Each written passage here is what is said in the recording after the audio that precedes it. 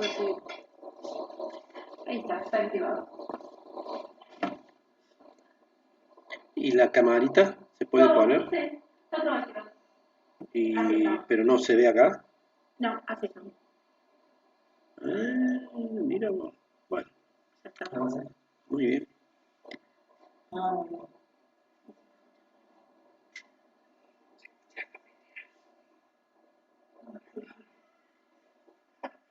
Bueno, buenos días. Muchas gracias a todos por estar presentes en el curso de terapia intensiva del Hospital Domingo Funes. En el día de hoy vamos a desarrollar un módulo muy interesante, que es el quinto módulo y que se va a referir a una entidad nosológica como es la sepsis, y en donde vamos a hacer hincapié en la importancia de hacer un diagnóstico precoz para tener un tratamiento oportuno y de esa manera conseguir los mejores resultados en el tratamiento de estos enfermos. El agradecimiento desde ya a los disertantes, que en número de 4 van a desarrollar la temática en el día de hoy, a la doctora Mayra Vega, a los licenciados Oscar Alejandro Pedernera, Fernando Martín Rodríguez y al bioquímico Gustavo Hernán Cufré. Bueno, Mayra, vamos a dar inicio a la actividad.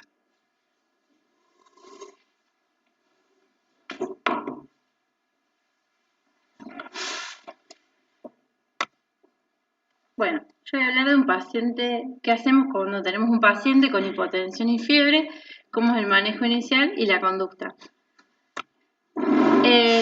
Tenemos un paciente, por ejemplo, en guardia que va a ingresar de 45 años con dolor en la rodilla izquierda y edema en la zona. Este paciente se presenta hipotenso con 80-50 DTA, frecuencia respiratoria de 23 y saturón de 94%, y febril con una temperatura de 38,4. Como antecedente, tiene antecedentes de cirrosis y diabético. Entonces, en este paciente, por ejemplo, ¿en qué pensamos? ¿En qué es lo primero que vamos a pensar en un paciente que está hipotenso, taquipneico, febril y con un dolor en la rodilla con edema? Entonces, lo primero que se nos tendría que venir a la mente es pensar en sepsis. Esto es un score que es fácil de usar, que lo hemos nombrado el año pasado, que es el Quick SOFA, que es rápido, que se hace en la guardia y que no necesitamos métodos complementarios, o cuando todavía están en curso los métodos complementarios los podemos hacer. Y valora 3 variables. Lo que valora es la frecuencia respiratoria, dándole un punto positivo cuando tiene mayor de 22, presión arterial sistólica menor de 100 y score de Glasgow menor de 15. Cuando tenemos 2 puntos de los 3, ya hablamos como que es un Q-SOFA positivo. Siempre y cuando obviamente estemos pensando en sepsis. Pero bueno, ¿de qué hablamos cuando hablamos de sepsis? El término de sepsis es de origen griego, cuyo significado era la descomposición o putrefacción de la materia orgánica o animal, y tuvo varias evoluciones en sus definiciones, ¿sí? Inicialmente, como ven, Hipócrates también lo nombra como que se pudre la carne, lo nombraba así, y después ya se empezó a hablar con Pasteur de infección sistémica. En el 72, Lewis Thomas habla de una respuesta del sistema inmune. Ya después se nombra el síndrome de respuesta inflamatoria sistémica, que fue lo que dio parte a la definición de sepsis en el 2001, y en el 2016 ya tenemos la nueva definición de sepsis. Entonces, actualmente, cuando hablamos de sepsis, hablamos de un trastorno orgánico que es potencialmente mortal, que va a estar provocado por una respuesta desregulada del huésped a la infección. La sepsis, además, si se sigue complicando, pasamos a un escalón más arriba, que sería el shock séptico, cuando se complica con hipotensión, que es refractaria a la reanimación con líquidos y que no responde y va a requerir la administración de vasopresores como la noradrenalina para mantener una tensión arterial media, una presión arterial media mayor de 65. Y esta nueva definición también agrega un valor de laboratorio como es el lactato. También es positivo con un lactato mayor de 2. En este caso, por ejemplo, en el paciente cirrótico sería un lactato mayor de 4. Pero bueno, ¿de qué hablamos cuando es el shock séptico? Algo habíamos visto el año pasado que tenemos varios tipos de shock. Shock hipovolémico, cardiogénico, obstructivo. Y cuando hablamos de shock séptico, lo que hablamos de un shock distributivo. Lo que predomina en este tipo de shock es la vasodilatación. Entonces el paciente va a estar vasodilatado y eso va a ser la base fisiopatológica para todos los trastornos que nos va a dar. Entonces, resumiendo, tenemos una infección que tenemos que ver clínicamente cómo lo vamos a definir para hablar ya de sepsis y de shock séptico, y por eso tenemos la ayuda, así como teníamos el Q-SOFA que lo usamos en la guardia, del SOFA, que en este caso ya necesitamos la ayuda del laboratorio para poder medir la falla orgánica. También más de 2 puntos, ya estamos hablando también de sepsis, y siempre teniendo en cuenta el basal del paciente. ¿Sí? Si el paciente tenía un SOFA de 0 y que actualmente tenga más de 2. Acá vamos a valorar la parte respiratoria por medio de la PAFI, que es la relación de la presión arterial de oxígeno con la FiO2. En el caso que no tengamos gases, lo podemos hacer con la SOFI, que es la saturación de oxígeno, dividido también la FiO2. La FiO la podemos obtener, por ejemplo, si el paciente no está intubado, con una máscara Venturi, que nos va a decir el porcentaje de FiO2 que le estamos administrando al paciente. Neurológicamente, por la escala de coma de Glasgow, en el caso que estuviera el paciente ventilado, lo podemos hacer por la escala de RASS. La necesidad de, si está hipotenso el paciente, y la necesidad de vasopresores y cuántas dosis también. A nivel hepático lo medimos por medio de la bilirrubina, la coagulación por medio del valor de las plaquetas y a nivel renal por el valor de la creatinina y la diuresis del paciente. Entonces, según todo esto, lo que nosotros podemos medir por medio del laboratorio y del paciente, le vamos a asignar un puntaje. Esto ya lo habíamos visto, a mayor puntaje, mayor disfunción orgánica, obviamente nos puede llevar una disfunción multiorgánica y mayor mortalidad también. Entonces, cuando hablamos de sepsis, tenemos que pensar la sepsis en cualquier órgano. No es que solamente la sepsis puede ser a nivel pulmonar, tenemos que pensarla siempre. Puede ser por un problema a nivel intestinal, una perforación, una complicación de una cirugía, una colangitis, una infección urinaria, infección de tejidos blandos, una meningitis, algún postquirúrgico. Entonces siempre tenemos que tener presente el concepto de sepsis. Como para ir viendo este artículo, para que veamos la importancia de la sepsis, afecta a 30 millones de pacientes anualmente y de entre esos el 30% muere. Un paciente que ingresa con sepsis presenta un riesgo de muerte de 6 a 10 veces mayor que un paciente ingresado con infarto agudo de miocardio y un riesgo de 4 a 5 veces mayor que el paciente ingresado con una ACV. Sin embargo, por ahí, sobre todo en la guardia, a veces se le da más importancia a un infarto y no le damos tanta importancia a un paciente séptico o no lo determinamos. Entonces, lo que es importante es el reconocimiento temprano, evaluar los riesgos y obviamente comenzar el tratamiento precoz. Pero bueno, ¿qué más podemos mirar y qué más nos va a ayudar rápidamente a clasificar nuestro paciente? Esto es como una memotecnia, que son las 7T, que lo que evalúa acá sobre todo es el tiempo de relleno capilar. Entonces lo que marca es que inicialmente veamos qué desencadenó la infección, qué desencadenó esta sepsis, tipificar si vamos a tener pacientes que van a responder a volúmenes, pacientes que no van a responder a volúmenes, pacientes que van a mejorar la perfusión, el tiempo de relleno capilar con el volumen y pacientes que no van a mejorar. Entonces eso ya nos va a marcar, ya vamos a tipificar el tipo de paciente. Después, hacer un triage del paciente, ver si está séptico o ya está el paciente con un shock. Si lo podemos manejar en la guardia o si necesita una derivación rápida a la terapia, si necesita, por ejemplo, intubación endotraqueal o algún otro procedimiento más invasivo. A nivel de la piel sería ver la perfusión tisular, justamente el tiempo de relleno capilar, que ya lo vamos a ver cómo se mide, ¿sí? Hacer las pruebas, ¿sí? Si respondió o no respondió el paciente, y ver si las intervenciones que estamos haciendo, la titulación de las intervenciones está bien o tenemos que ser más agresivos. Y poner objetivos en la titulación, objetivos en el tratamiento. ¿sí? Si nuestra reanimación tiene que estar dirigida, por qué estamos reanimando y cómo vamos a ir evaluándolo. Acá tenemos, bueno, ahí si se ve el videito, es cómo medir el tiempo de llenado capilar, ¿sí? Que se hace una presión sobre la superficie ventral de la falange distal, ¿sí? En el dedo índice, puede ser con un portaobjeto o con algún otro elemento que tengamos, y cuando ven que la piel queda blanco, luego hay que mantener durante 10 segundos y ver cuánto tiempo retorna el color normal. Cuando tenemos un tiempo de más de 3 segundos ya es anormal. A mayor tiempo, también peor pronóstico y también está relacionado con la mortalidad. Pongo el videito, ¿se ve bien? Perfecto. A ver si se ve. Ahí lo pongo de nuevo. Ahí como es la técnica. Y después que se suelta, te empieza a contar los segundos.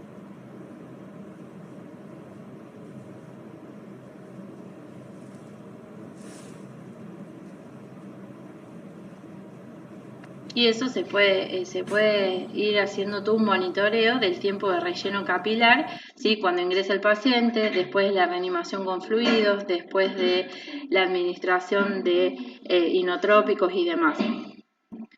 Todo esto es parte también de toda la monitorización de un paciente séptico. Después tenemos otro score que también nos sirve en un primer momento para evaluar el paciente, que es el score de moteado o el MOTIN, que también está relacionado con la gravedad del paciente y también está relacionado con el lactato y con, obviamente, la mortalidad. Lo que se hace, como se ve en el dibujito, se ve si tiene o no tiene moteado a nivel de la rodilla y mayor puntaje, a mayor se va alejando de la rodilla, o sea, mayor tejido comprometido. Como ven, acá está relacionado también con el lactato. Mayor score de moteado, mayor puntaje, un lactato más alto. Esto también es algo fácil de hacer y también nosotros podemos hacer un seguimiento de cuando ingresó el paciente y post reanimación. Pero bueno, ya en nuestro paciente reconocimos que está séptico, ¿sí? Entonces, ¿ahora qué hacemos? Tenemos varias etapas. La primera etapa, que algo, bueno, habíamos visto ya, es la resucitación, que es cuando apenas tenemos el paciente, después del primer golpe, que se llama a la anoxia que tenemos, y esta es una fase de reflujo del shock. Lo que tenemos que hacer acá es administrar lo que recomiendan sobreviviendo a la sepsis, es administrar 30 mililitros de kilos de cristaloide en las primeras 3 horas. El objetivo es poder mantener una presión arterial media mayor de 65 milímetros de mercurio. Si no podemos lograr esto con los cristaloides, el paso siguiente es poder usar inotrópicos. De elección, la noradrenalina. Y comenzar el tratamiento antibiótico precoz. Es menos de 60 minutos. Lo ideal sería que cuando ya reconocemos que tenemos sepsis, hacemos el diagnóstico, hacer el tratamiento. Si está en la guardia el paciente, comenzar con el tratamiento antibiótico en la guardia. Si no tenemos un monitor para poder medir la presión arterial media, que generalmente nos lo calculan, tenemos la formulita, que es la presión arterial sistólica más 2 veces la diastólica dividido 3, y esto nos tiene que asegurar que tengamos mayor de 65 milímetros de mercurio. Entonces acá lo importante es poder administrarle cristaloides, el objetivo de la presión arterial, y si vemos que a pesar de todo esto no podemos optimizar la PAM, administrar inotrópicos y no olvidarse del tratamiento antibiótico. En la segunda etapa tenemos la optimización, que el objetivo va a ser aumentar la disponibilidad de oxígeno a los tejidos a nivel celular y va a existir una pequeña ventana de oportunidad para intervenciones que son dirigidas al estado hemodinámico. Acá vamos a tener el segundo golpe, que va a ser por la isquemia y reperfusión. Pero bueno, nosotros estamos haciendo todo esto y tenemos que saber si estamos reanimando bien el paciente, entonces nos tenemos que preguntar si pudimos obtener la PAM mayor de 65 milímetros de mercurio, como habíamos planteado, si disminuyó el lactato el 20% en las primeras 2 horas, en algunos lados lo extienden a 3 horas, y si tenemos una diuresis mínima de 0,5 mililitros kilo hora del paciente. Si logramos todo esto, después vamos a pasar a otra etapa, que es la etapa de estabilización, donde vamos a prevenir la disfunción orgánica, incluso después de que hayamos logrado la estabilidad hemodinámica. Y acá ya el paciente ya va a tener ausencia de shock o ya no va a tener amenaza inminente de shock y de muerte. Y la cuarta etapa, donde es una etapa de adecuación. Entonces, en este momento vamos a empezar a bajar las drogas inotrópicas o ya lo vamos a poder destetar de las drogas y vamos a promover la poliuria, o sea, vamos a promover los balances negativos, que pueden ser de forma espontánea, por diuréticos o requerir hemofiltración, diálisis. Todo esto lo hacemos también para prevenir esto que vamos a ver ahora, que es el síndrome de permeabilidad generalizada aumentada, que si no nosotros le estaríamos agregando otro problema al paciente, que esto es lo que nos va a dar cuando nuestro paciente queda con balances positivos y no podemos lograr los balances negativos, afección a todos los órganos y sistemas. Por ejemplo, a nivel respiratorio va a tener mayor edema pulmonar, van a disminuir los volúmenes pulmonares, nos va a costar hacer el weaning. A nivel hepático también va a estar más congestivo, a nivel gastrointestinal vamos a tener edema, ascitis, también eso nos va a ayudar, nos va en realidad a generar mala absorción por aumento también de la permeabilidad, también nos va a aumentar la probabilidad de tener alguna translocación bacteriana y a nivel abdominal también, ¿sí? Disminuye la compliance abdominal, a nivel cardiovascular todas estas causas también, trastornos de la contractilidad, vamos a tener problemas en la efusión pericárdica, etc. Entonces, lo que necesitamos justamente en esa etapa es tener los balances negativos. Pero bueno, ahora tenemos también otras ayudas para poder estimar el estado volumétrico del paciente, ¿sí? Y también para ayudar el seguimiento de estos pacientes. Gracias a la ultrasonografía podemos hacer el índice de la vena cava inferior, ¿sí? Que es algo bastante accesible y fácil de hacer. Y lo que vamos a ver si colapsa o no básicamente la vena cava. Entonces, esto nos va a ayudar a ver justamente cómo está el volumen del paciente. A modo de ejemplo, acá les muestro cómo se calcula, está en modo M. Se calcula cuando uno puede localizar a la vena cava, ¿sí? En el ángulo cifoides se mide el diámetro mayor y el diámetro menor, que en realidad es la expiración y la inspiración, y hace una relación de esto según si colapsa o no colapsa la vena cava, y vamos a ver cómo está de volumen nuestro paciente. Acá yo puse a modo de ejemplo un paciente que nosotros teníamos internado, que tenía una presión venosa central alta, ¿sí? Y cuando le hemos calculado los dos diámetros, no colapsaba nuestro paciente. Y tenía justamente una PVC mayor de 15. Acá vemos cómo se hace la fórmula, ¿sí? El diámetro mayor menos el diámetro menor dividido el diámetro mayor por 100, y esto lo llevamos después de esta tablita y nos va a decir si nuestro paciente está hipovolémico, normovolémico o hipervolémico. Esto también se hace como monitoreo de la sepsis para ver cómo lo pudimos reanimar con líquido de nuestro paciente. Entonces acá se coloca el diámetro que tenemos de la vena cava, si colapsó o no colapsó y la relación con la PVC. Pero bueno, puede ser que hayamos hecho todo, que lo estemos monitorizando a nuestro paciente y nuestro paciente no logramos los objetivos. Nuestro paciente no tiene la PAM deseada, no orina y no estaría respondiendo a toda la reanimación que hemos hecho inicialmente. Entonces, en este caso pasamos a un nuevo concepto que es el de shock refractario. Hablamos de shock refractario cuando tenemos una respuesta insuficiente a altas dosis de vasopresores, de más o menos el punto de corte de 0,5 gamas de noradrenalina. Cuando estamos en este estadio, que sería un escalón más alto todavía, ya hablamos de una mortalidad superior al 50%. La fisiopatología de todo esto es que tenemos una vasodilatación que no está controlada, ¿sí? Hay una hiporreactividad vascular a los vasos constrictores endógenos y va a dar todo un fracaso en los mecanismos de vasoconstricción. O sea, a la vasodilatación que tenemos, digamos que no la podemos controlar. Y esto puede ser por varias causas. Puede ser por problemas en el receptor, por alteraciones metabólicas y también por agotamiento de las hormonas vasoactivas endógenas. En estos casos la indicación es agregar vasopresina o epinefrina al tratamiento. O sea, tenemos un paciente con una dosis de noradrenalina mayor a 0,5 gamma, le agregamos vasopresina o epinefrina. Entonces, otra indicación también en los pacientes con shock es los corticoides. La indicación es hidrocortisona 200 miligramos día, ¿sí? Puede ser en infusión continua o no.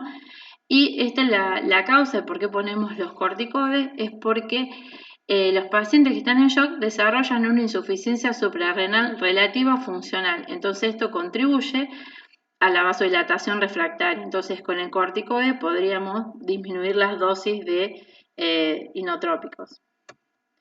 Lo otro que también está indicado en los pacientes con shock es el soporte metabólico, ¿sí? Ya sea la vitamina C y la tiamina, que en realidad la indicación de esto es justamente porque la vitamina C está en la síntesis de la norepinefrina y la vasopresina, entonces los requiere como cofactor a la vitamina C. Entonces también pensamos que hay un déficit absoluto relativo de la vitamina C, entonces la indicación es el suplemento.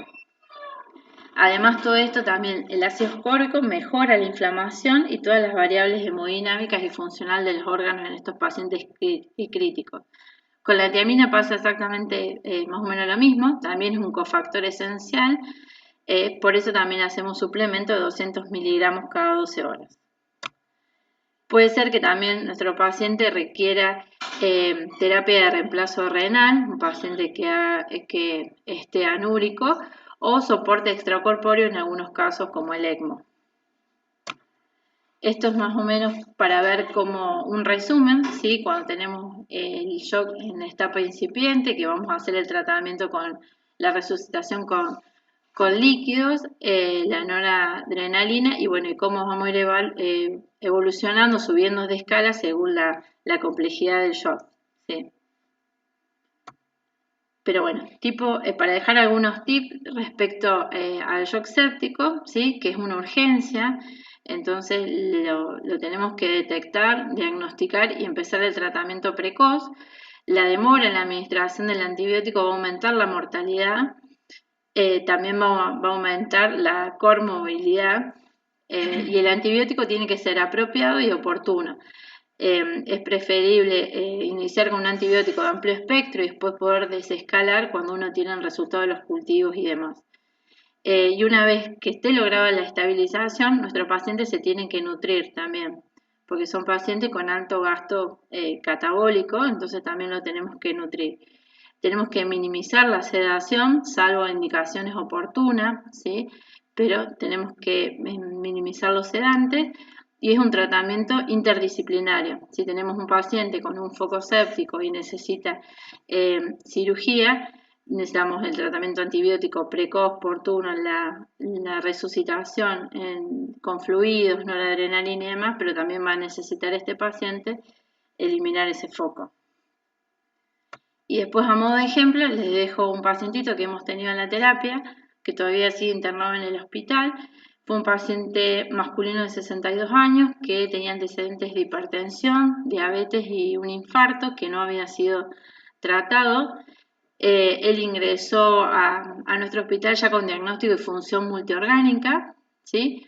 Con un Apache de ingreso de 27, con una mortalidad teórica de 55.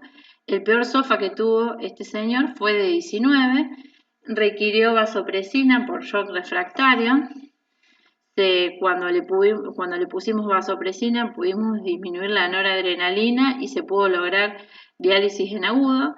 Estuvo 31 días internado en la terapia intensiva y 21 días en ARM con traqueostomía. Obviamente evolucionó con debilidad adquirida en UTI, infecciones intrahospitalarias, pero bueno, actualmente el paciente está comiendo y ya se está movilizando. Para ver, bueno, cómo la vasopresina en este shock refractario nos actuó y bueno, y a pesar de la alta mortalidad por Apache y por SOFA, el paciente pudo sobrevivir. Listo, muchas gracias.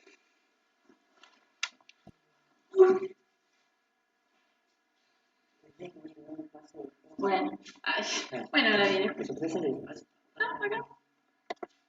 Para. Ahí está. Buenos días, mi nombre es Gustavo Cufré, soy bioquímico, residente acá del hospital. Y el tema que voy a desarrollar es procalcitonina, utilizada como un biomarcador de infección bacteriana y o de sepsis, y para el monitoreo de terapia con antibióticos. Algunas consideraciones generales de procalcitonina: podemos decir que una proteína es una prohormona de la hormona calcitonina. La calcitonina es una hormona hipocalcémica. En condiciones fisiológicas, su síntesis ocurre en la célula C de la glándula tiroides, y también hay una síntesis extratiroidea en hígado, páncreas, riñones, pulmones, intestinos y entre leucocitos, principalmente en procesos infecciosos. La eliminación principalmente urinaria, aunque hay un gran debate si realmente es así o hay una proteólisis en el plasma. Los valores de procalcitonina en individuos sanos es prácticamente indetectable, con valores menores a 0,05 nanogramos por mililitro. En infecciones localizadas donde hay una sepsis poco probable, los valores oscilan de 0,05 a 0,50. En infecciones bacterianas sistémicas, donde la sepsis es probable, los valores de procalcitonina oscilan entre 0,50 y 2 nanogramos por mililitro. En una sepsis severa de 2 a 10, y en ellos sépticos los valores son mayores a 10 nanogramos por mililitro. Esta es la cinética de las proteínas de fase aguda. La elevación de los niveles de procalcitonina ocurre en las primeras 2 a 4 horas del inicio de la sepsis, con un pico a las 6 a 12 horas. Posee una vida media de 20 a 24 horas. Entonces, un algoritmo para el seguimiento de estos pacientes sería la medición de procalcitonina al inicio, a la llegada del momento de ingreso del paciente, a las 6 horas para evaluar el pico y cada 24 horas.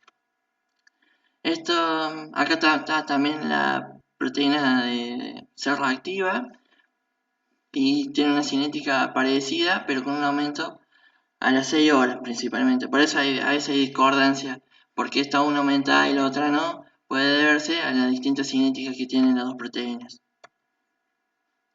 La hiperprocalcitoninemia es un valor elevado de procalcitonina. La procalcitonina es estimulada por algunas interleuquinas, principalmente la leuquina 1, la 6 y el factor de necrosis tumoral alfa, y endotoxinas bacterianas. Y es fuertemente inhibida por interferón gamma, que aumenta en infecciones virales. Por eso la procalcitonina puede ser utilizada para diferenciar lo que son infecciones bacterianas de infecciones virales. Aún no está bien clara cuál es la función, pero se cree que es un modulador de la respuesta inmune con generación de óxido nítrico en el endotelio vascular. Lo que va a producir es una vasodilatación y la formación de radicales libres. ¿Cuáles son los procesos, la patología en la que puede estar elevada la procalcitonina? Hay un aumento muy fuerte en lo que son meningitis, neumonía, infecciones de tracto respiratorio, sepsis y yo séptico. Hay un aumento moderado en lo que son una bronquitis aguda, una exacerbación de EPOC, en una infección en fibrosis pulmonar, en una infección en asma, en una falla cardíaca congestiva, en una infección abdominal, en pancreatitis, en infecciones de tracto urinario y en infecciones sanguíneas, en una infección postquirúrgica, y un aumento más leve en neutropenia, artritis, endocarditis, apendicitis, infección abdominal postoperativa. Entonces, si bien está muy aumentada en lo que es sepsis o séptico, no es específico para esa patología, sino hay una variedad de procesos en los que se encuentra aumentada. En un metaanálisis con un valor de corte de 1,1 nanogramos por mililitro, se obtuvo que la sensibilidad fue del 77% y la especificidad de un 79%, con un área bajo la curva de un 80%. Lo que quiere decir que el 80% de los pacientes que se sospecha con sepsis o yo séptico fueron bien diagnosticados, y a su vez fueron bien excluidos los que no tenían este proceso.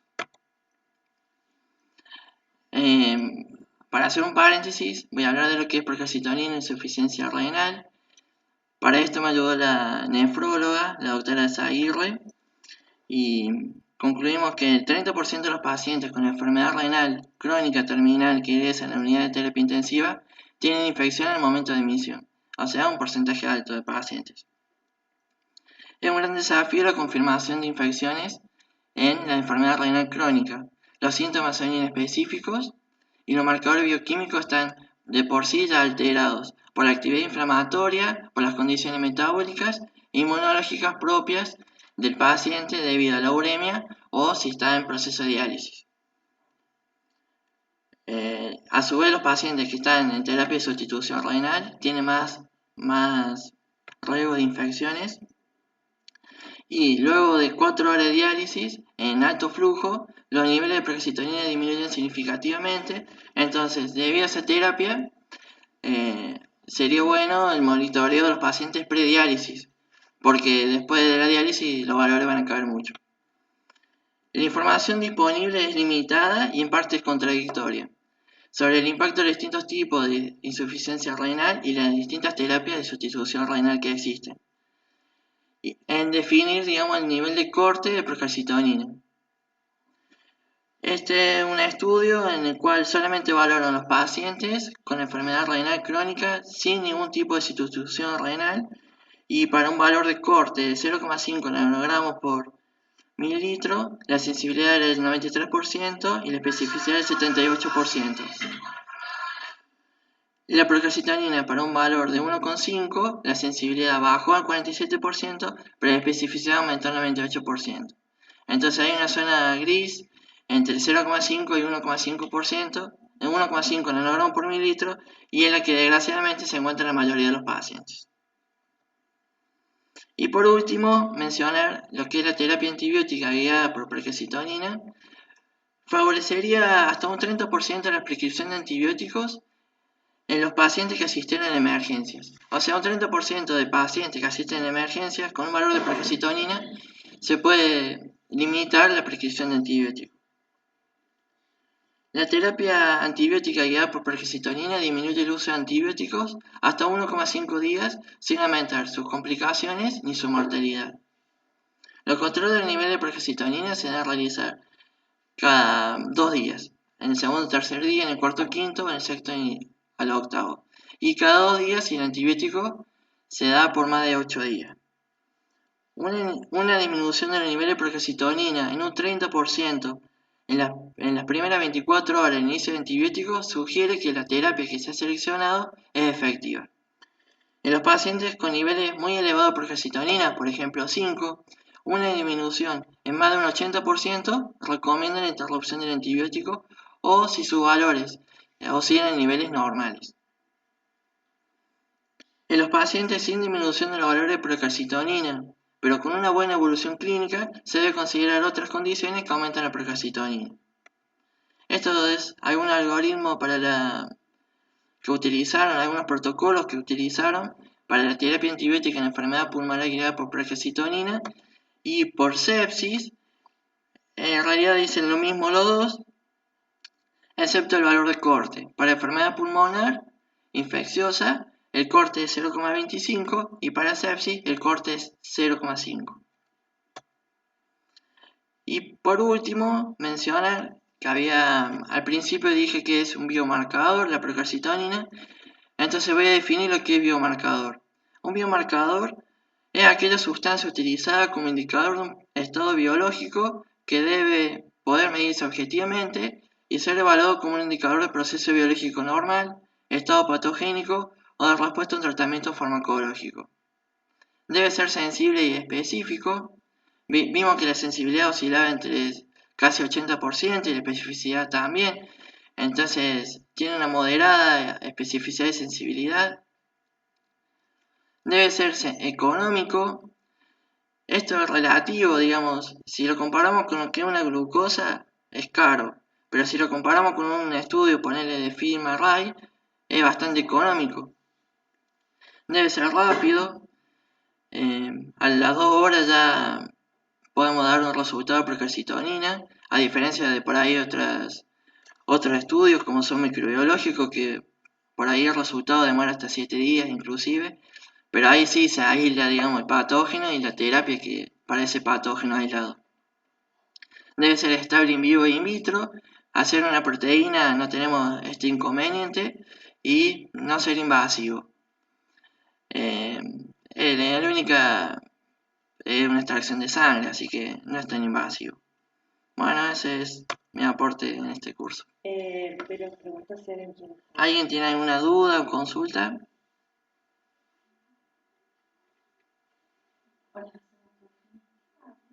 Sí, Bien, bueno, muchas gracias.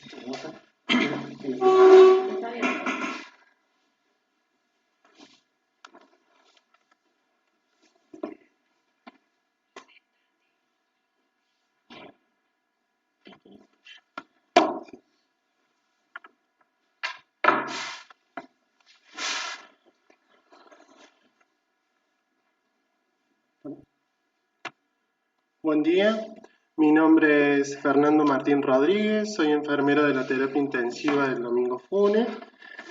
Bueno, partiendo del tema que estamos exponiendo, que es sepsis, mi explicación es sobre los cuidados de enfermero y qué es lo que tengo que observar como enfermero en un paciente que ingresa a la terapia, ¿no? Bueno, entendemos que sepsis es una infección producida ya sea por bacterias, virus o hongos, por sus endotoxinas o exotoxinas, y como enfermero lo primero que los signos a tener en cuenta son el calor, el edema, el eritema, el dolor local que presenta el paciente, ¿no? Bueno, luego ¿qué sucede cuando estas endotoxinas ingresan al torrente sanguíneo? Y se produce una inflamación. La inflamación ya pasa de ser local a sistémica. Es allí donde ocurre un fenómeno de feedback positivo con liberación de citoquinas. Es aquí donde se activa la coagulación y el óxido nítrico, que activa la vasodilatación. Esto trae como consecuencias a nivel hemodinámico fiebre, vasodilatación y daño endotelial. Esto activa el factor tisular y por tal motivo se activa la cascada de coagulación, provocándose luego la extravasación tisular, es decir, parte del volumen pasa a un tercer plano, ¿no? Bueno, con este motivo disminuye el volumen extravascular. Es aquí donde comienza a generarse trombos en el torrente sanguíneo. Con ello hay un consumo de factor de coagulación y de plaquetas. Por consiguiente, pasamos a las hemorragias.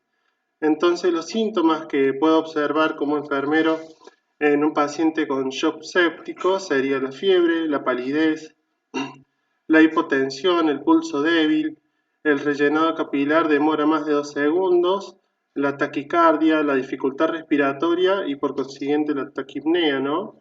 La disminución del Glasgow, entre otros síntomas.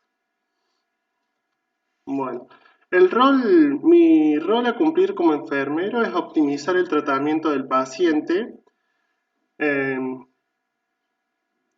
optimizar este tratamiento, ya sea el que nos va a indicar el médico, ¿no? Interviene en la identificación y actuación de la temprana antes del cuadro. Resulta esencial la comprensión de la fisiopatología de la enfermedad y la anticipación de los efectos de cada intervención, así como un conocimiento sólido de todos los procesos de atención. La sepsis o shock séptico puede ocasionar trastornos hemodinámicos que involucran los signos macro y microvasculares. Por ello, la necesidad de una rápida reanimación volumétrica y la reevaluación de la hemodinamia del paciente por parte del enfermero a través de un examen clínico minucioso. Dentro de este examen minucioso, que es un examen clínico, podemos guiarnos mediante la frecuencia cardíaca. Recordemos que tenemos un pulso débil, dentro de la taquicardia tenemos un pulso débil, la presión arterial que disminuye, la saturación de oxígeno también la vamos a ver afectada debido a la cianosis periférica, ¿no? la frecuencia respiratoria, el paciente está con dificultad respiratoria, entonces vamos a tener un paciente con taquipnea, la temperatura corporal, el débito urinario. Tenemos en cuenta que el paciente que está chocado tuvo una pérdida de volumen, por tal motivo se altera la función renal. En este caso, el paciente no va a estar orinando, muchas veces va a estar en anuria.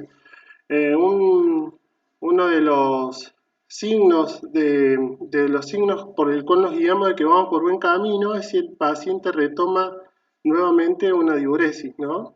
Otras variables provenientes del método invasivo o mínimamente invasivo de monitorización son otro de los signos clínicos por el cual nos vamos a guiar.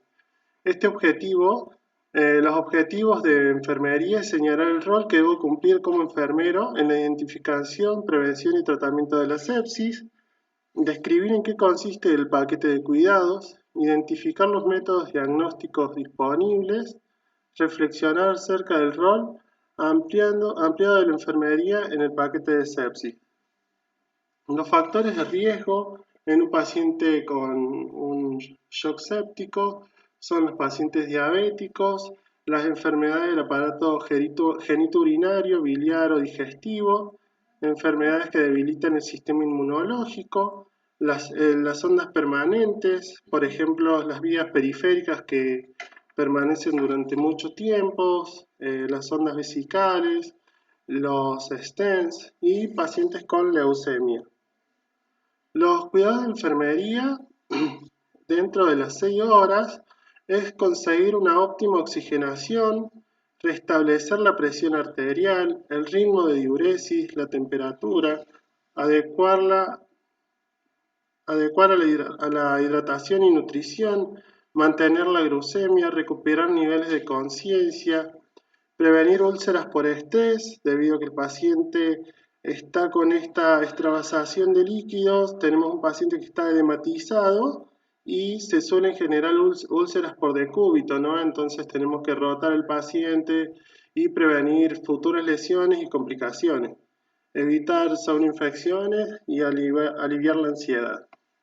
Para cumplir estos objetivos se derivan los siguientes cuidados: canalizar con catéter arterial para el control de la TA, el uso de vasopresores para mantener la presión arterial media sobre 65 milímetros de mercurio, recién explicaba la doctora Mayra, canalizar al menos 2 vías venosas periféricas de grueso calibre para la administración y tratamiento, administrar volumen para restablecer volemias, ya sea con glóbulos rojos, cristaloides.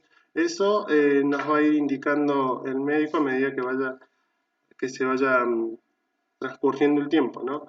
Revolución del estado de volemia, medición de la presión venosa central, evaluación de las respuestas al volumen infundido, carga de volumen de la presión de pulso, elevación de los miembros inferiores, evaluación del rellenado capilar. Este debe estar dentro del rango de los 2 segundos, ¿no? La evaluación de la conciencia. Tenemos en cuenta que al haber un shock hipovolémico no está siendo muy bien irrigado el paciente y por tal motivo tenemos una caída en los niveles de Glasgow, ¿no? Diuresis, administración de antibiótico de amplio espectro, y cuando la glucemia esté elevada se administra insulina rápida, realizándose controles cada 1 o 2 horas. Bueno, este es mi aporte por parte de enfermería. Espero que les haya gustado. Los dejo con el licenciado Pedernera Alejandro. Licenciado, ¿cómo le va? ¿De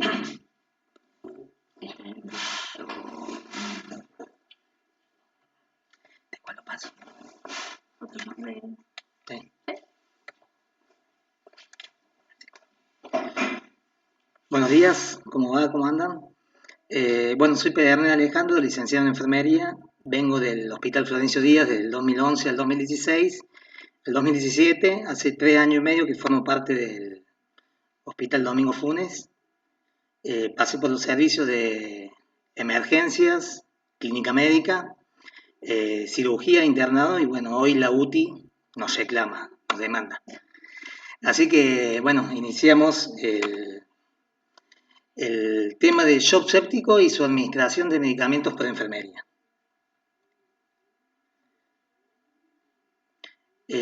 Bueno, como dijo la doctora Mayra, empezar con el antibiótico de una manera precoz es fundamental. Sabemos que la sepsis es un problema de salud global con una alta incidencia, una forma de presentación muy variable y muy elevada la mortalidad y la morbilidad en estas etapas avanzadas como son el shock séptico y la sepsis graves. En la unidad de cuidados críticos intensivos la mortalidad ha disminuido cuando se ha establecido un paquete de medidas a desarrollar en las primeras horas de inicio. Por eso es muy importante porque el retraso de la administración de los antibióticos aumenta la mortalidad del paciente.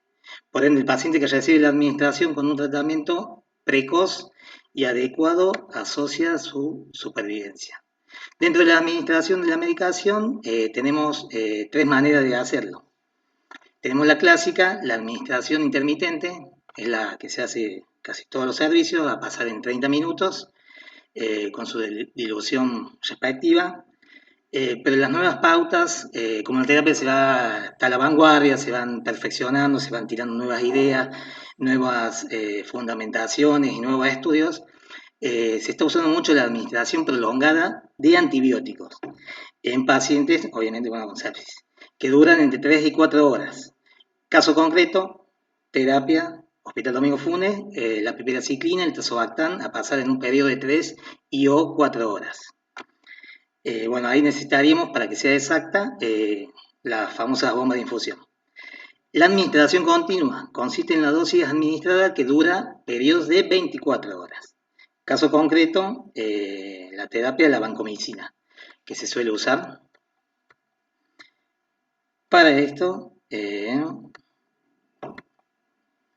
en la unidad de cuidados críticos, en los últimos años se está formando planteamiento de farmacocinética, cómo actúa en el paciente el antibiótico, buscando qué se busca. Los objetivos son la eficacia y la eficiencia, debido a que el paciente presenta variables significativas, como puede ser el peso, antecedentes previos, patologías previas, medicación preexistente, y bueno, y todos los valores del laboratorio que pueden verse alterados.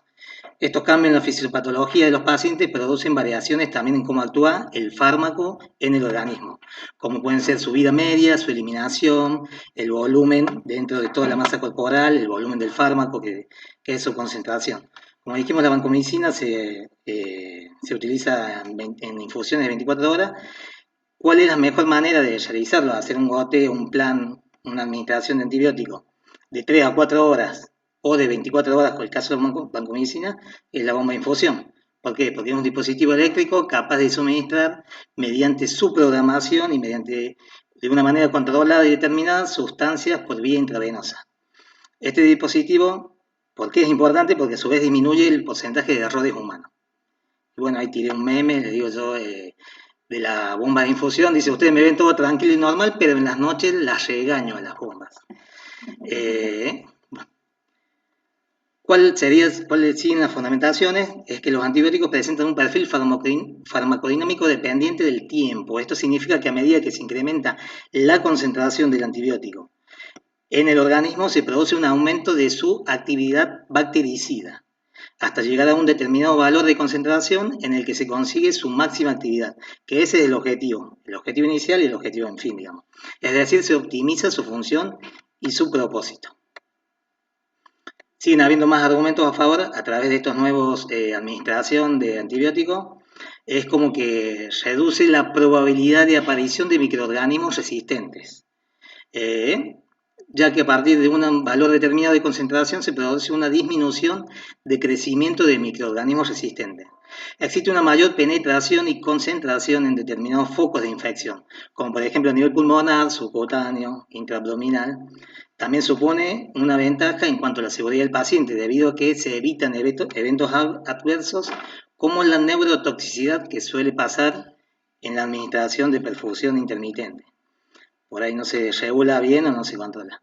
A su vez sabemos que el uso de catéteres centrales en la unidad de cuidados intensivos es un proceso habitual, siendo de gran utilidad para la administración de fármacos.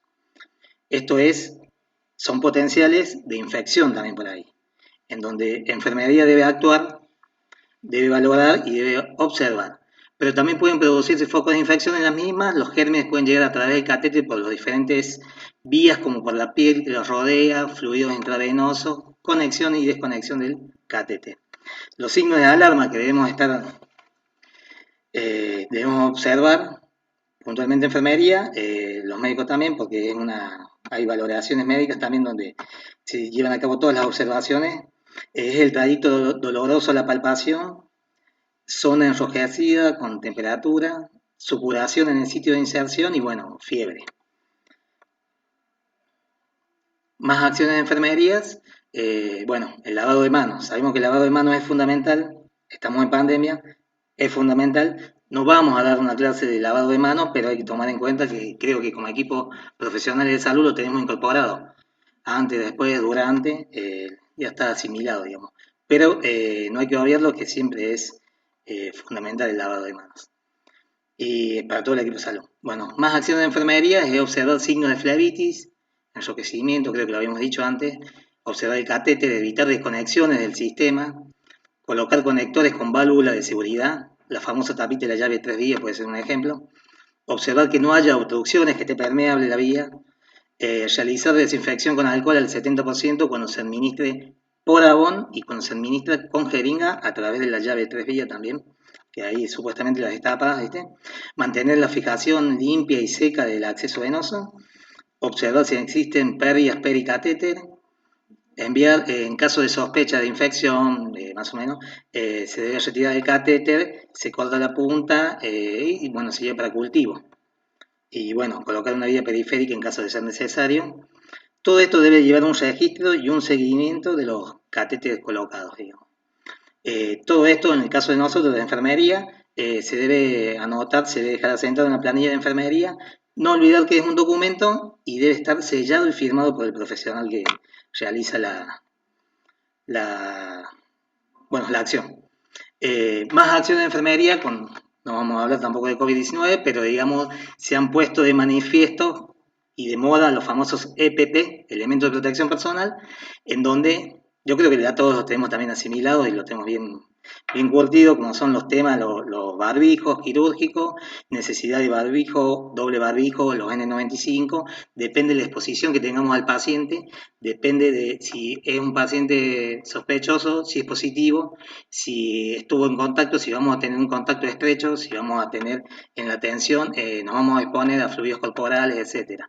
Como son las batas, doble guantes de examen, guantes estériles, bueno, todo eso también son acciones que llevan a la atención de enfermería y a la prevención de infecciones. Bueno, lo que hay que tener claro, o por lo menos yo lo pienso así, nadie salva una vida solo. Esto es todo un equipo, esto es toda una cadena donde cada uno representa un eslabón.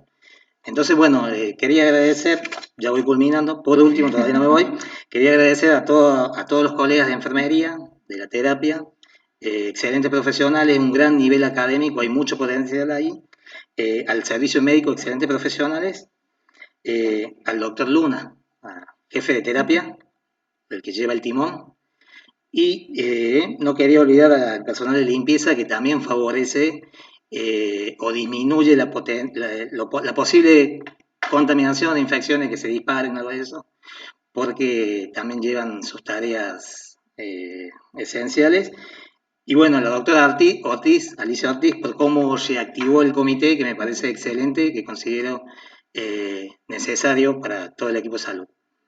Y por último, todavía no me voy, dejo una frase del filósofo Chiso Napoli, inventemos un mañana, por más que nos sientamos agotados, estresados, en estos tiempos ahora digo, pero inventemos un mañana y lo veremos nacer. Bueno, muchas gracias y no sé si sigue alguien más. Las preguntas. El doctor, bueno, después vienen las preguntas. ¿Lo seguís vos, Mayra? Sí. Gracias.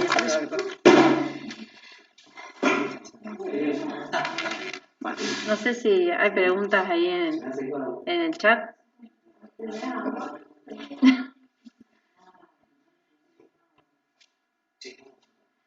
¿Le gusta? ¿Alguna pregunta, algo de la disertación? Vamos a hacer una pregunta en el chat.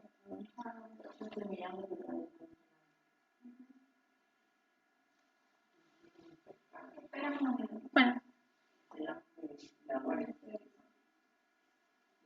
Entonces, Hacemos un stand-by. yo puse otro fondo.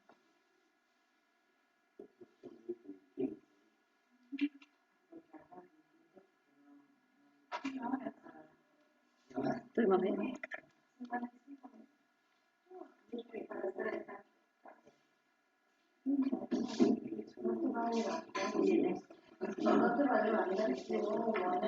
Bueno, en breve va a estar subido el examen también al Classroom y después vamos a grabar, después subimos la clase grabada. Igualmente vamos a dar para contestar hasta qué hora, ¿hasta las 4? ¿Hasta las 5 de la tarde? Sí, se los dejo. Bueno, va a estar extendido para contestar las preguntas. Por favor, sí, se los dejo. Hasta la noche. Bueno, van a estar disponibles hasta la noche entonces. No sé si, ¿alguna pregunta? No veo que haya ninguna. Gracias.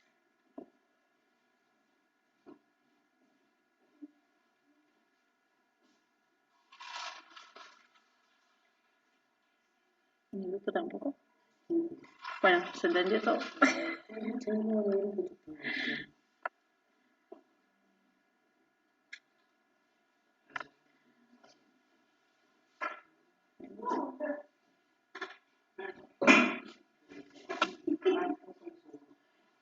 gracias.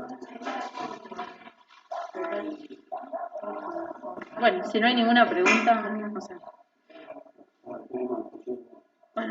Bueno, cualquier cosa, bueno, siempre están los canales abiertos para que se puedan comunicar con nosotros a la terapia.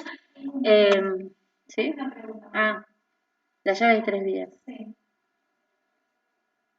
Creo que, ¿dónde está la Ale? Porque fue lo que nombró la Ale. Ujú.